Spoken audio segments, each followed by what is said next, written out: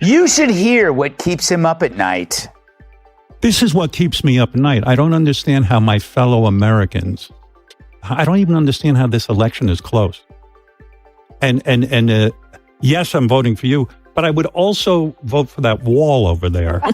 Well, he's half right. We do need a wall.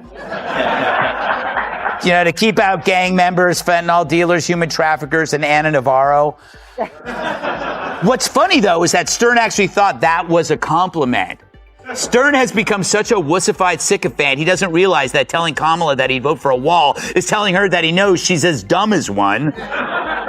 This week on his radio show, Howard Stern defended wokeism, saying it's a compliment when someone calls him woke. Listen.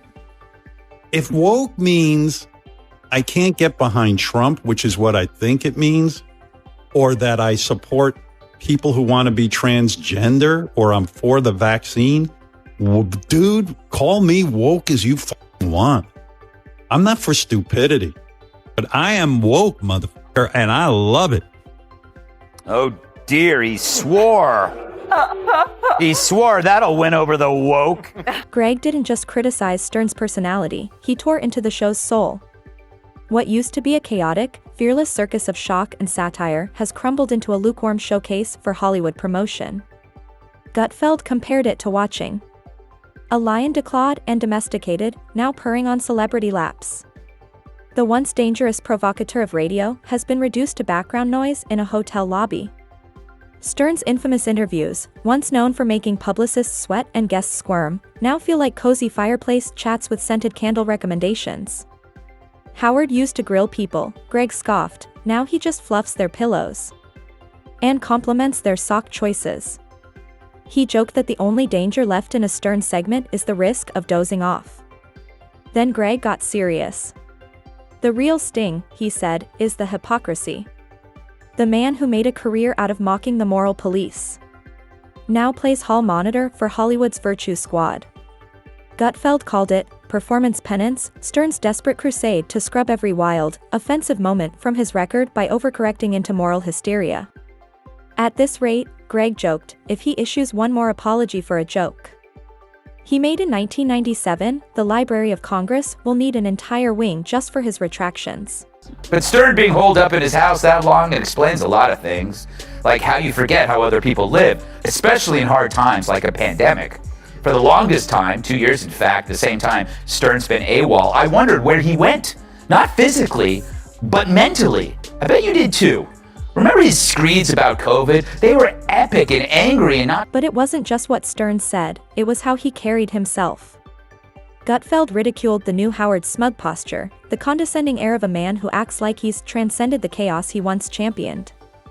Greg called it fake wisdom. A mask for fear, not growth.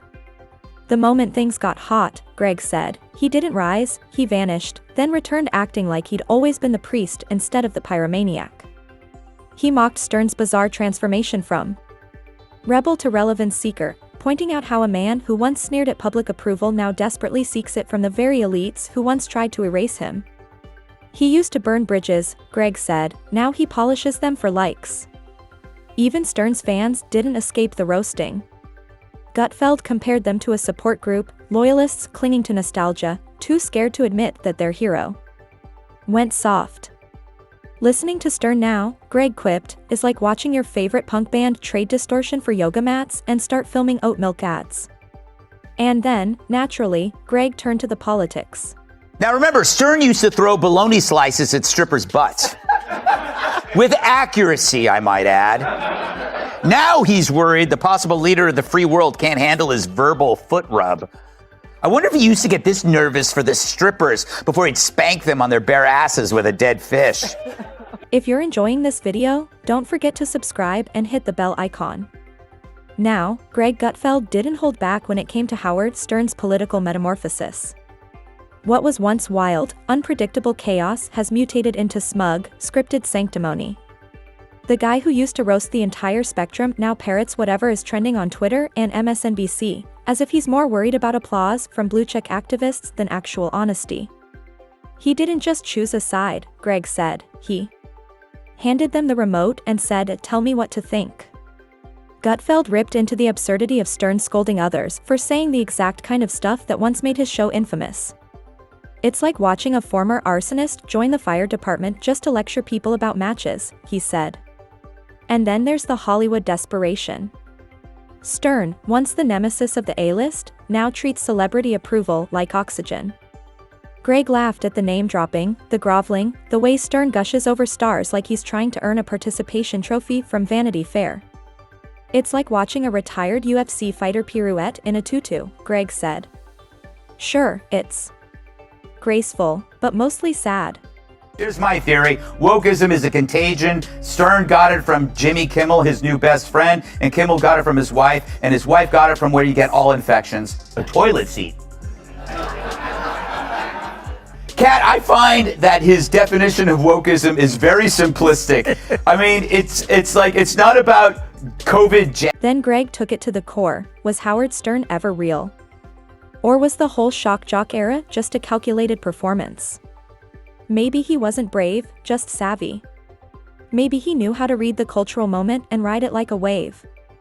And now, he's reading a new room, the woke one.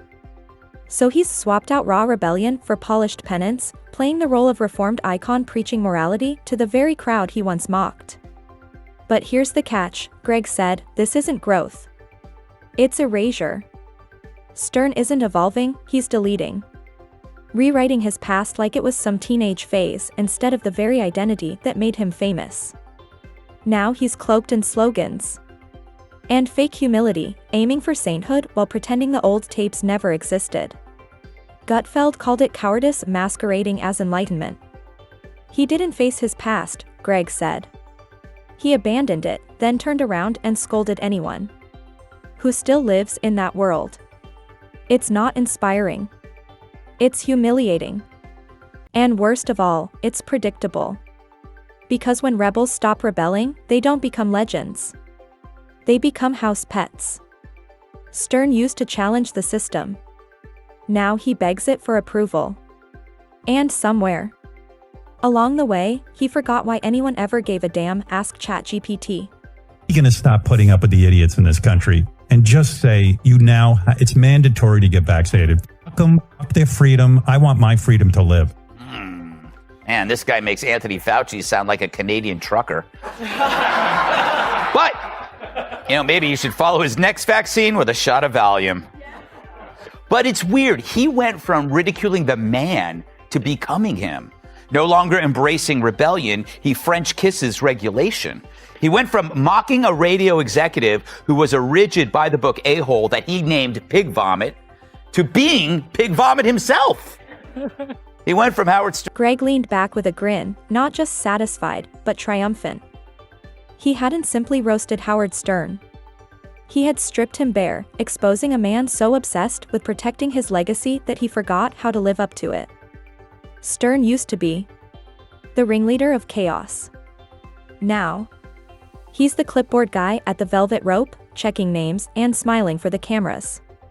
And Greg wasn't finished. Not even close. With the crowd still buzzing, he leaned in for the kill.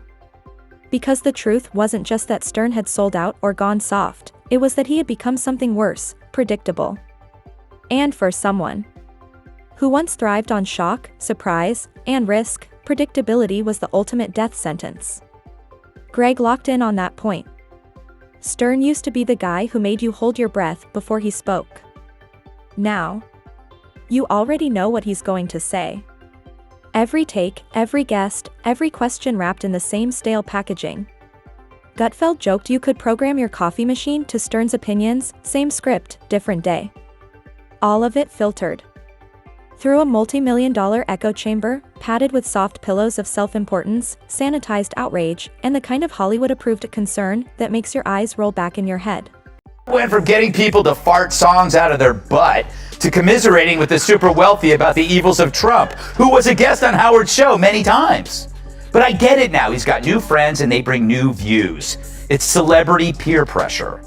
But the fact that he hasn't left his house in 2 years means that his views are BS. He was in a happy self-imposed lockdown with everything. Mansion on the beach, limitless options for food and entertainment. That's not real life. That's a 2-year all-inclusive vacation at Sandals Royal Barbados. Then came the knockout. Greg zeroed in on the new core of Stern's identity, fear. Not just cautiousness as fear. Gutfeld eviscerated it. The man who once bathed in controversy now builds his life around dodging discomfort. Germs, conflict, opposing views, it's all off limits now. Greg called it the fortress of fragility, a studio bunker where nothing unapproved can get in and nothing real gets out. Stern used to mock outrage culture. Now he might as well be its mascot. Gutfeld laughed that Howard, once the king of chaos, now flinches like a house cat when someone raises their voice. Then Greg dug deeper, into the psychology of collapse. The real Stern, the one people loved, was fearless. He rattled cages, poked bears, invited the backlash. He wanted the fight. Now, he's curled up in a cashmere robe, sipping decaf tea, petting metaphorical kittens, and calling it a growth. But Greg didn't buy it. And neither did anyone who remembered the man who once made the world uncomfortable on purpose. Now Stern can't even tolerate a ripple. It's incredibly brave to take this stance after you've made $300, $400 million not being woke, right? Loving Donald Trump, exploiting the mentally ill, wearing blackface. Look at the crop of woke comics, whether it's Stern or Jimmy Kimmel, his BFF, Sarah Silverman, Joy Behar, Michael Ian Black. What do they all have in common? They wore blackface. And then they went woke. It's not a chicken or egg thing there. You know what order it came. So I call this BFR. It's blackface reparations. There's nothing in Stern's previous career that could withstand this modern witch hunt. The rebel who once sneered at conformity now clings to it like a security blanket. Then Greg aimed at the heart of the transformation, Stern's legacy. A legacy Stern seems desperate to protect by sanding down every rough edge, rewriting every scandal, and spinning his wild past as a naive prelude to his enlightened present. Greg laughed. Legacy isn't about pretending the past never happened, he said. It's about owning it. But Stern isn't evolving, he's editing.